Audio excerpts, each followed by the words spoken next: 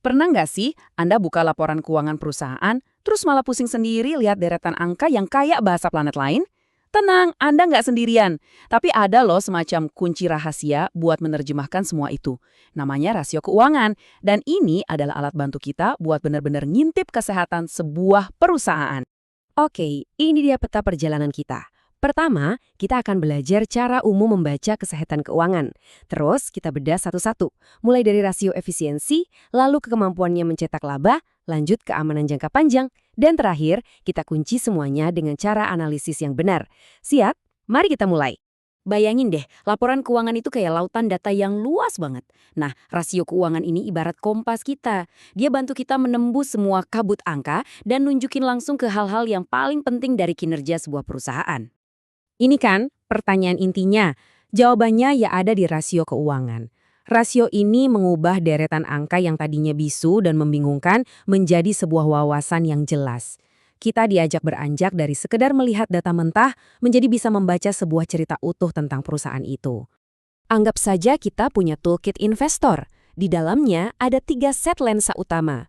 Lensa aktivitas buat lihat efisiensi, lensa profitabilitas buat lihat laba, dan lensa solvabilitas buat lihat keamanannya. Yuk kita bedah satu persatu.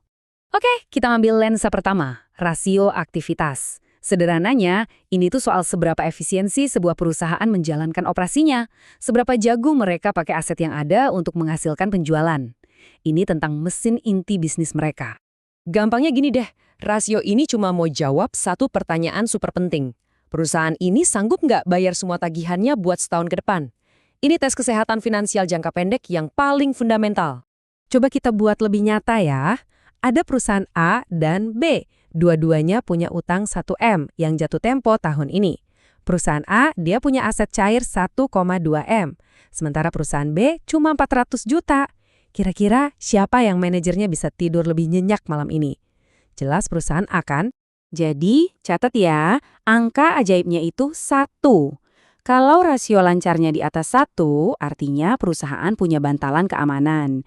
Tapi kalau di bawah 1, wah, itu udah lampu kuning, bahkan bisa jadi lampu merah, yang artinya ada risiko likuiditas. Nah, kalau rasio ini, dia kasih tahu kita dari setiap Rp1 aset yang perusahaan punya, berapa rupiah penjualan yang bisa dihasilkan. Makin tinggi angkanya, ya artinya makin efisien perusahaannya. Lihat deh, bedanya jauh banget kan?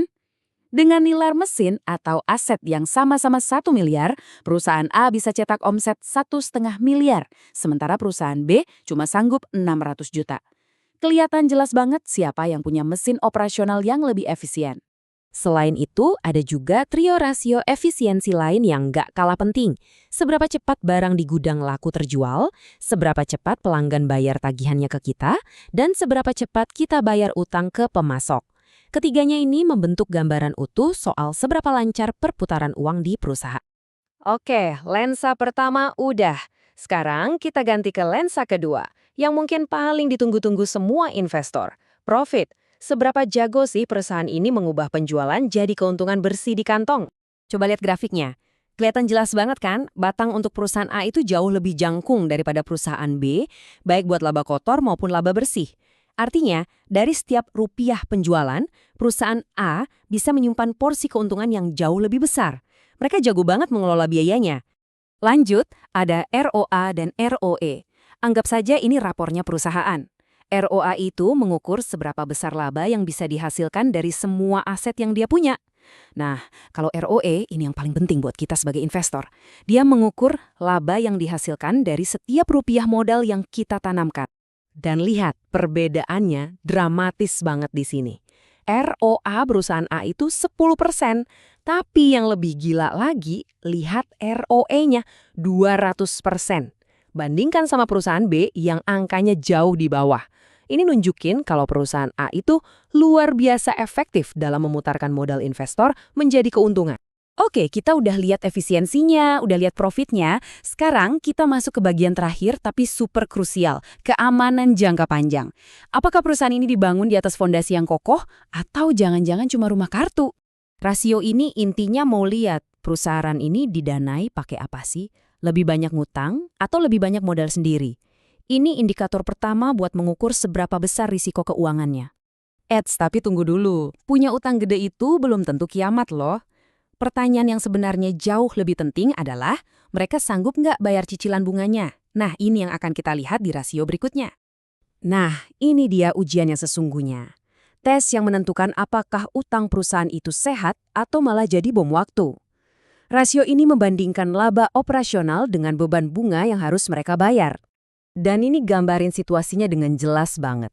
Perusahaan A, walaupun utangnya mungkin besar, laba operasinya bisa nutupin biaya bunga utangnya sampai 25 kali lipat. Aman banget. Sebaliknya, perusahaan B, labanya bahkan nggak cukup buat bayar bunganya. Ini adalah tanda bahaya yang sangat-sangat serius. Aturannya simpel banget. Di atas 1, mereka bisa napas lega. Kalau di bawah 1, wah, itu sirene bahaya udah nyala terang banget, menandakan ada risiko gagal bayar yang nyata. Jadi sekarang semua alat di toolkit kita udah lengkap. Tapi ingat, punya semua alatnya bukan berarti kita bisa langsung jadi ahli. Kekuatan sebenarnya datang dari cara kita memakai alat-alat ini bersamaan untuk melihat gambaran besarnya. Jadi, kuncinya adalah konteks. Selalu bandingkan. Pertama, bandingkan ke belakang. Lihat tren historis perusahaan beberapa tahun terakhir. Apakah membaik atau memburuk? Kedua, bandingkan ke samping. Sandingkan dengan kompetitor di industri yang sama. Dari sinilah data baru berubah menjadi cerita. Toolkitnya sekarang ada di tangan Anda, lensa-lensanya sudah siap. Jadi lain kali Anda buka laporan keuangan, Anda nggak akan cuma lihat angka, Anda akan melihat sebuah cerita. Cerita tentang efisiensi, keuntungan, dan keamanan. Nah, pertanyaannya sekarang, cerita apa yang akan Anda temukan?